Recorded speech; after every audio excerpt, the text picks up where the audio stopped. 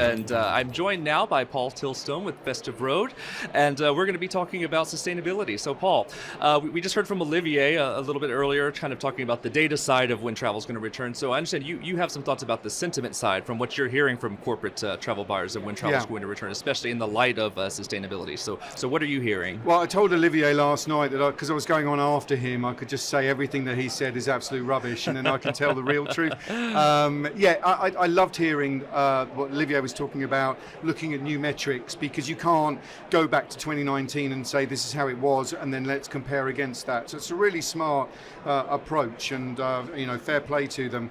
I think from a sentiment point of view, there's a number of things to consider. The first thing is that we're seeing the rhetoric around sustainability seriously ramp up. And the recent news, for example, that Zurich Insurance are targeting reductions by 70% by 2025. It's an astounding target. And, we've moved from 2050 net zero to let's cut by 2025. We're going to see more of that. Certainly hearing that from the corporates. It does, of course, depend on how much of a role emissions play within travel compared to the rest of your company's behavior. If you're a consulting firm like EY, they're saying that business travel equates for, I think it was 70% of their emissions in total. So cutting by 35% seems, very, very doable and necessary.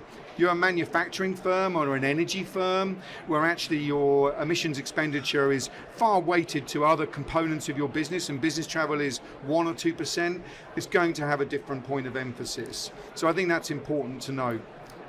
I think the second thing is we're definitely seeing people wanting to go back to that blank sheet of paper and say, do you know what?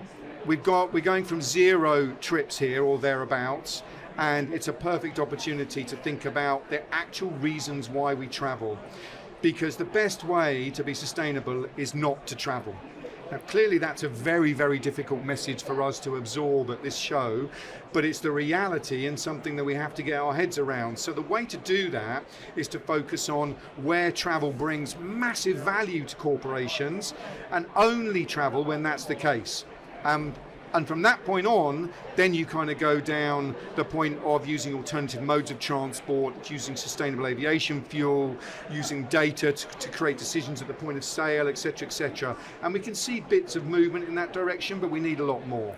All right, and we've seen some sort of sorting out because there's different approaches. There's carbon offsets, as you mentioned. We've seen some companies now investing directly into sustainable aviation fuel, working with their airline suppliers to kind of offset their travel.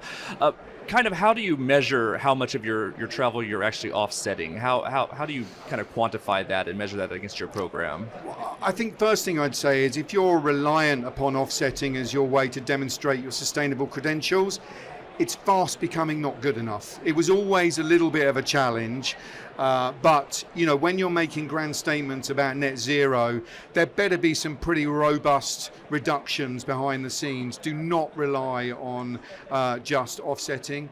The second thing to say is I think that SAF has a role to play, but it is not the panacea. I think a statistic I looked up the other day, with the existing resources in Europe to produce sustainable aviation fuel to the maximum capacity we can, would equate to 5% of fuel used in Europe. It is not the solution. It can be part of the solution, and that's really important, but it should not be everything that you rely upon. So I know that doesn't answer your question, but I think the reason I'm saying it is, in a way, your question isn't the most important thing. It's about the robustness of what you're doing, and then carbon offsetting should be a component of it. Absolutely. And what about some of the technology and advances that we see that are a bit further down the road? Like we've seen things with carbon sequestration projects, hydrogen fuels, things like that. Is that something you think the corporate travel industry is going to get more involved into investing in, like they are with sustainable fuel? Is that something that there could be a direct investment from the industry in? Yeah, I think it depends whether there's a direct relationship and impact, and in the case of SAF, you can see the direct link. I think when you're looking at sequestration, I can't see the travel industry investing in sequestration. I can, unless there is a way to invest in it in order to reduce the emissions, but that's more slightly at a company level, not at a travel program level. I think one of the challenges we have, and this is where SAF is really useful in the short term, is that all of those technologies, whether it's sequestration or whether it's electric technology to fly or other components, aircraft design innovations, they're quite a long way away. And so what you've got at the moment is you've got a driving demand within corporations to set targets and reduce emissions, because we're in a climate crisis, and we should use those words, but the technology to solve it is too far away. So in the short term, this is where SAF plays a really important role, and we should grow SAF as much as we can. But there are other components, and that goes back to that, a purposeful approach and ensuring you only travel where it's driving your business objectives. So a bit earlier you were talking about how this, different companies are going to have different approaches towards business travel. Yeah. And I was actually talking to someone from an automotive company recently, and she was saying that she has trouble actually getting attention because, of course, they're an automotive company. Exactly, their efforts are focused on other things. Yeah. So to kind of even get the attention of upper management when she's trying to do things in her own travel program, but she Yes. has some ideas. So what are maybe some strategies for someone who maybe their upper management isn't as focused on these issues to get their attention? Don't focus on it. I mean, I think you've got one thing we've learned, but we were learning pre-pandemic, but what's become really important now is you have to align your travel program to overall corporate objectives.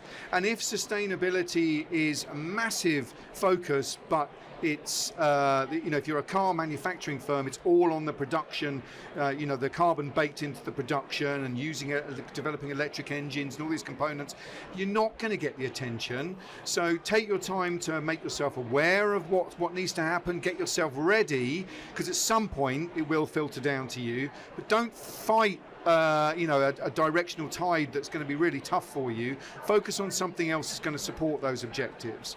So I think that's the most important thing.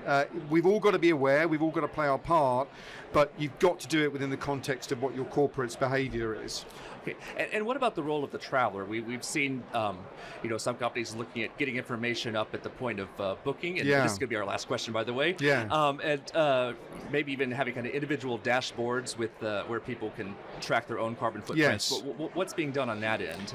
So I think within context, every travel manager should look at sustainability through a couple of lenses. You should definitely look at cost, carbon cost and financial cost. You should definitely look at data and technology, and you should definitely look at customer experience, and this is where the traveler comes in. With data and technology, there is no question that getting the right data through at the point of sale to help make decisions on whether this airline is more efficient or that airline, or whether switching modal and going by car or going by train or going by whatever the other alternative is, that's something we can do now. I think it's really important, and I think every travel manager has an opportunity here to drive that message home. We need data at the point of sale, and of course this is something that NDC could be helping with as well. Standardization and API, bringing that data through, rich content, personalization. Let's use it to solve the problems we've got, and I know buyers are really hot on this stuff and want to see it happen. All right, great. Well, Paul, thank you so much. We always appreciate your time. And now we're going to hear from some more of our exhibitors.